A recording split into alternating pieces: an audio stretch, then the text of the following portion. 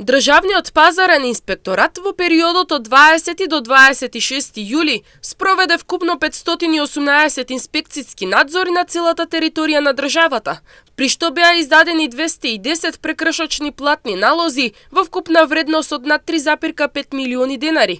Најголем број прекршочни налози се издадоа во Законот за угостителска дејност 75, Законот за финансиска дисциплина 50 и Законот за трговија 44.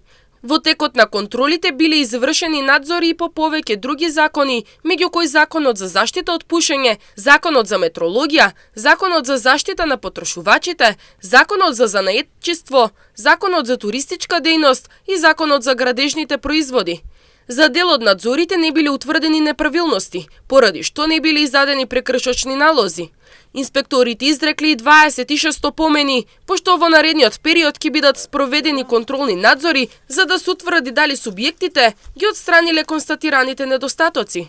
Од Државниот пазарен инспекторат информираат дека инспекцијските контроли продолжуваат континуирано во согласност со законските надлежности, годишните и месечните планови за работа, но и по претставки поднесени од граѓани и други институции.